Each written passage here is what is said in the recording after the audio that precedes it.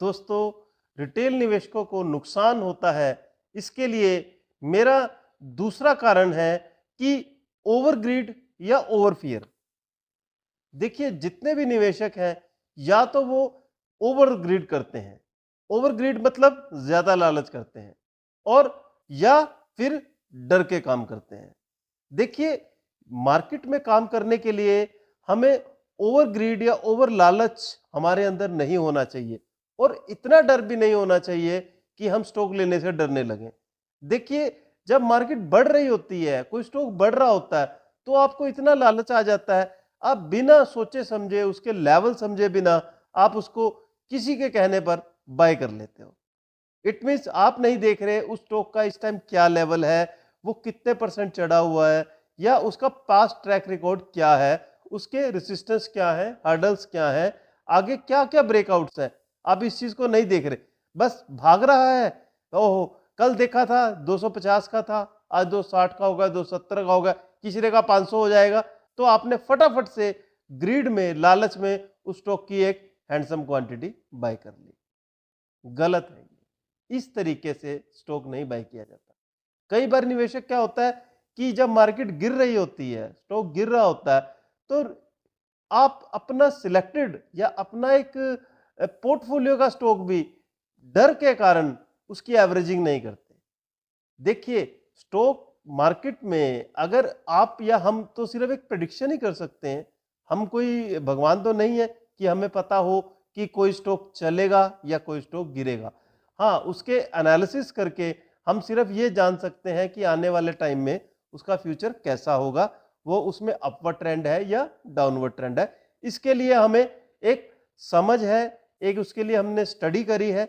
अगर आपने स्टडी नहीं करी है तो कोई बात नहीं, तो इतना तो ध्यान रखिए कि इतना डर भी मत स्टॉक मार्केट में रखिए कि कोई स्टॉक गिर रहा हो तो आप उसको या तो बिल्कुल ही बेच देते हैं, अपना अपना जो आप सोचते हैं कि स्टॉक को मैं 5 साल के लिए या 4 साल के लिए होल्ड करूंगा, जैसे ही वो स्टॉक थोड़ा सा नीचे आया तो आप उसको लॉस में सेल कर देते हैं और उसके बदले में दूसरा स्टॉक ले लेते हैं। ओवर ग्रीड नहीं करनी मार्केट में, लेकिन ओवर फियर भी नहीं करना।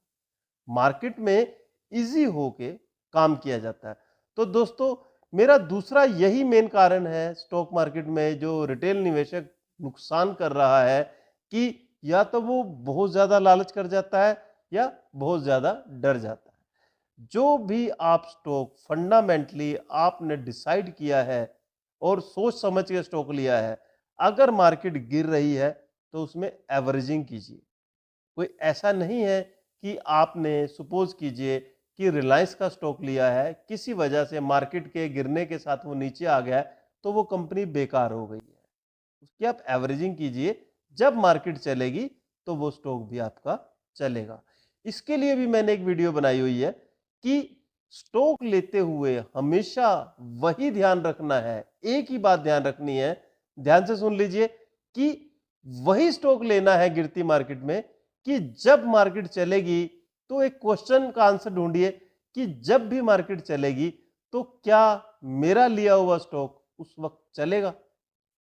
देखिए, मार्केट गिरती है तो सारे स्टॉक गिरते हैं, और मार्केट चढ़ती है तो फंडामेंटली अच्छे स्टॉक चलते हैं, सभी स्टॉक नहीं चलते। मार्केट देखिए, अभी अगर एक निफ्टी का बिहेवियर बताऊं तो 26,000 से 21,000 मार्केट आई थी, और उस दौरान स्टॉक्स के रेट 50-50%, 60%, इवन कई स्टॉक तो 70% तक करेक्ट हुए। तो मार्केट अब 25,000 दोबारा आ चुकी है आज की डेट में, यानी कि 4,000 पॉइंट लगभग मार्केट 3,500 पॉइंट रिकवर कर गई है, लेकिन स्टॉक्स के रेट नहीं रिकवर हुए। स्टॉक्स वही रिकवर होते हैं जो फंडामेंटली स्ट्रोंग होते हैं। तो हमेशा ओवर ग्रीड और ओवर फियर से भी मार्केट में बचना चाहिए।